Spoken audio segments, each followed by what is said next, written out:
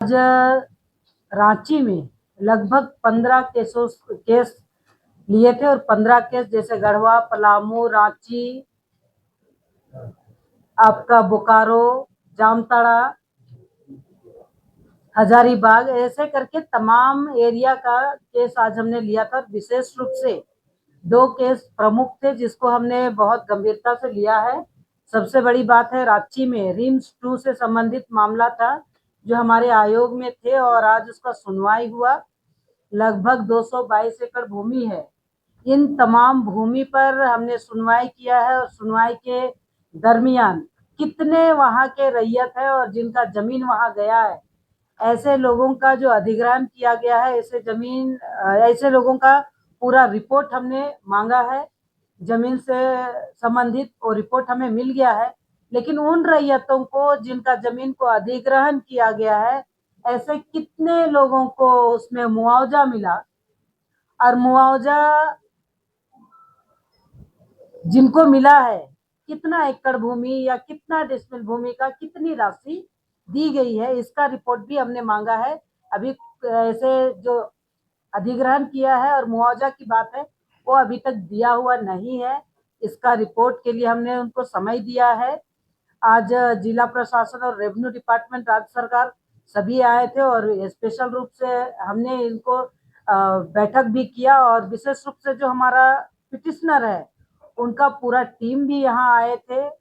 हमने इतना कहा है कि जब तक आयोग में सुनवाई चल रही है और जो दस्तावेज आयोग ने डिमांड किया है, मांगा है सुनवाई के समय, उस समय अगर इस दस्तावेज को पूरा नहीं दिया जाता है, तब तक और आयोग में जब तक सुनवाई हो रही है तब तक किसी तरह का कोई निर्माण कार्य ना करे, क्योंकि आयोग चाहती है कि रिम्स बने, लेकिन रैयत का उपजाऊ भूमि में नहीं, जहां वेकेंट लैंड है, परती भूमि है, ऐसे जगह पर बने। और साथ ही साथ सिर्फ रांची ही नहीं, रांची में ऑलरेडी रिम्स है।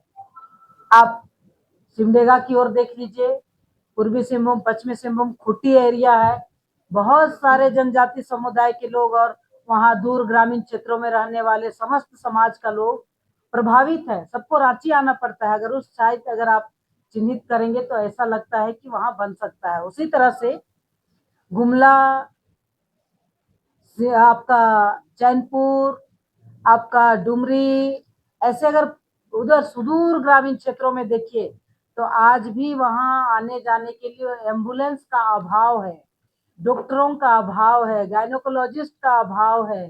तो इन सब विषय को ध्यान में रखते हुए इस ओर कर्णांकित करके नया प्रस्ताव करना चाहिए और जो जनजाति समुदाय का जीवन यापन करने वाला भूमि है, उस भूमि को ध्यान में रखते हुए जो उपजाऊ भूमि है उसको ध्यान में रखते हुए इन सब के लिए हमने कहा है कि जब तक आयोग में सुनवाई है किसी तरह का कोई निर्माण ना किया जाए। दूसरा हमारा मामला था बोकारो का। बोकारो में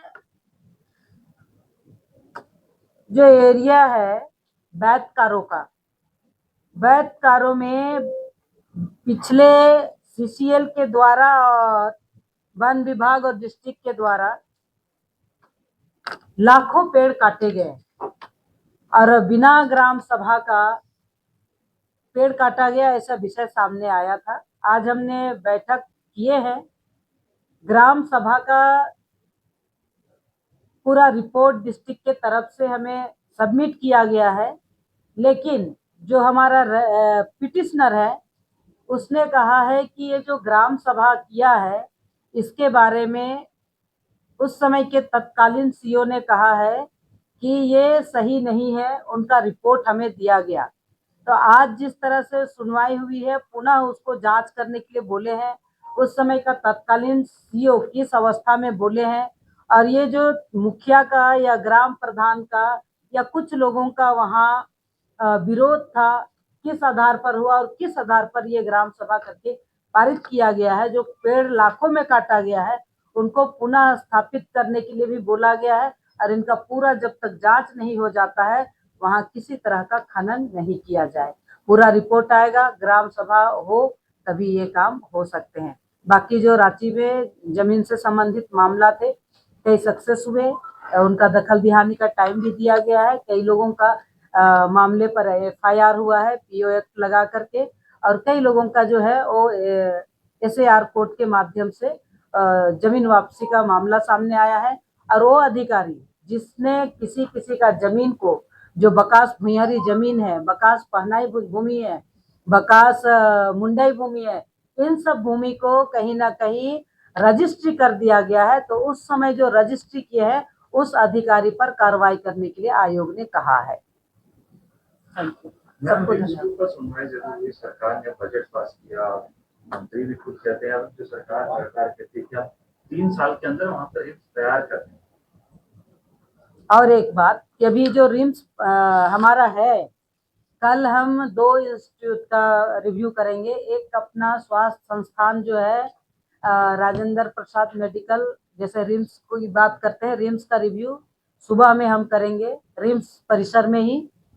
सेकंड में हम रिव्यू करेंगे IIM रांची पुंदाग में जो है उनका, ताकि जो रिम्स का स्थिति परिस्थिति क्या है, वहाँ का जो मूलभूत सुविधाएं कैसे चल रहा है, इन तमाम विषय छन करके आएंगे। इसका एक रिपोर्ट हम सरकार को भी सबमिट करेंगे। अगर यहाँ व्यवस्था नहीं है तो व्यवस्था बनाने के लिए भी बोलेंगे। और रिम्स 2 की बात, ये सरकार का निर्णय है, उनको जो करना है करना चाहिए, लेकिन आयोग के सामने जो विषय सामने आया है, इस विषय पर जब तक संज्ञान में है तब तक वो उसको यथावत रखे, और आगे जब आयोग का पूरा निर्णय आ जाए सुनवाई का, तब वो आगे का कार्रवाई कर सकते हैं। लेकिन विशेष रूप से हम रिम्स का रिव्यू करेंगे और उसमें जो सामने विषय सामने आएगा तो उसका जो एक्शन टेकन रिपोर्ट वो बना के देंगे। हम कुछ छानबीन करेंगे, वहाँ का एम्प्लॉय से भी बातचीत करेंगे। ये सारा विषय आने के बाद में सामने विषय आएगा कि क्या होगा क्या नहीं होगा, और उनको दुरुस्त करने के लिए भी हम राज्य सरकार को बोलेंगे। सरकार ने तो निर्णय ले लिया मैडम की कैबिनेट से पास हो गई है, हमने कहाँ मना कर रहे हो, तो ये सरकार का मामला है, सरकार निर्णय ले, लेकिन जब तक आयोग में मामला है तब तक रोका जाए, तब तक यथावत रखा जाए, जिस स्थिति परिस्थिति में है वही रहे। हमने कहा कुछ, हमने कहा कि सरकार का निर्णय है, सरकार ने निर्णय लिए है, लेकिन जब तक आयोग में मामला है तब तक उसको यथावत रखा जाए। आपने सुझाव भी दिया है कि हाँ, हमने दिया है सुझाव। तो आयोग है जब जी आयोग का काम ही है, भारतीय संविधान का अनुच्छेद 338 का के तहत आयोग का गठन हुआ, और उसका भाग 5 को पालन करते हुए हम जनजातीय समुदाय का एक तरह से संरक्षण और सुरक्षण करते हैं।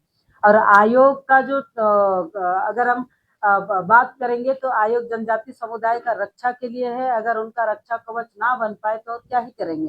तो इसलिए आयोग जब आई है तो जब तक सुनवाई नहीं आता है, सारा पेपर हमें सबमिट कर देते हैं। जब उनका पेपर आ जाएगा हम उनका पूरा अध्ययन करेंगे, देखेंगे, पूरा समझेंगे।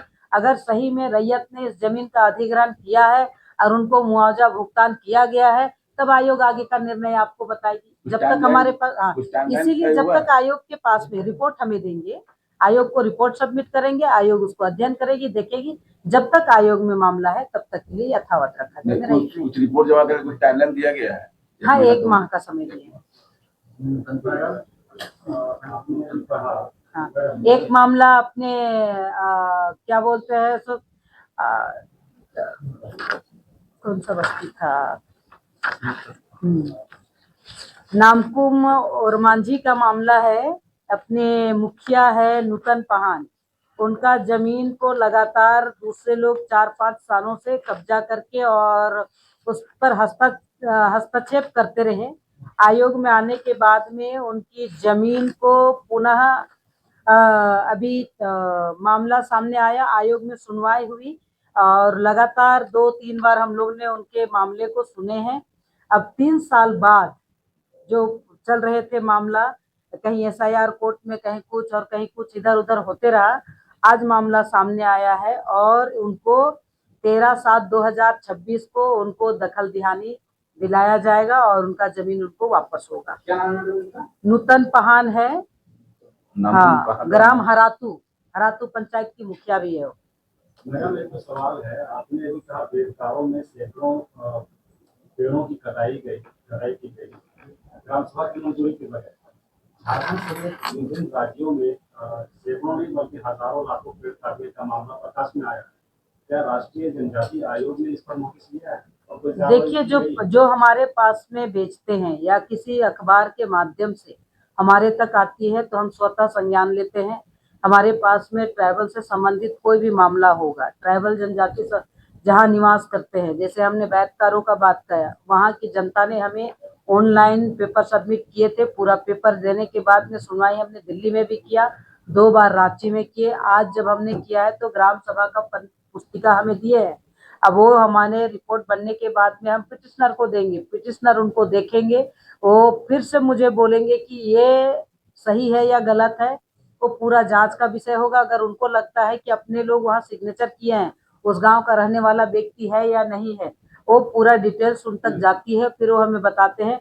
हमने पुनः उनको बोला है कि ग्राम सभा, मैंने आपको बताया, सीओ का एक रिपोर्ट भी हमारे पास मिला है, उनको पुनः सत्यापित करने के लिए बोला गया है कि सीओ एक्चुअल किस आधार पर इस बात को रखे हैं कि ये ग्राम सभा हुआ सत्य है या नहीं है। तो जब तक जांच होकर के नहीं आएगा तब तक हम अभी कुछ नहीं बोल मैडम, सकते। उनका सवाल ये था कि झारखंड सहित नहीं, तो जहाँ मैंने देश में अन्य जगहों पर भी पेड़ काटी जा रही है, जिसका विरोध हो रहा है, तो मतलब कि आयोग से मतलब स्वतः संज्ञान भी लेती है कि केवल सूचना के आधार पर, या फिर अगर मान लिया शिकायत के आधार पर हमारे कार्रवाई पास होती है? में किसी तरह का भी कोई भी इलेक्ट्रॉनिक मीडिया हो या प्रिंट मीडिया हो, चाहे आपका कोई भी, जहाँ से भी अगर विषय सामने आती है और आयोग को अगर वो सामने, आयोग के संज्ञान में आती है, तो आयोग तो अगर अखबार के माध्यम से कुछ भी आया, सोशल मीडिया के माध्यम से भी आया, तो हम उनको सोमोटो करते हैं। लेकिन कोई पिटिशनर उस एरिया का है और हमें भेजे है तो हम सुनवाई भी करते हैं, फील्ड विजिट भी करते हैं। हम तो बैठकार हो गए, वहाँ के लोगों से बैठे, बातचीत किए, और पेड़ लगाने का भी हमने कहा है। अभी पेड़ लगा भी रहे, हमने तय भी किया कि कौन सा पेड़ लगाना है, जैसे लोगों को लाभ मिले वो पेड़ वहां लगे। वो जगह भी करनांकित है, जो पिटिशनर आए तो भी थे, उन्होंने भी हमारे साथ में गए थे, जहाँ जहाँ वहाँ डीओपो गए थे, डिस्ट्रिक्ट का पूरा टीम गई थी, अपने बीच में जो पुलिस प्रशासन तो भी गए थे, सीसीएल के लोग भी गए थे, मैंने सभी लोग वहां गए और वो जगह तय हुआ। ग्रामीण लोगों से बैठ करके बातचीत हुई और जहाँ उनका एरिया में जो रोजमर्रा का जरूरत का चीज है वो भी उनको दिया गया है। Thank you.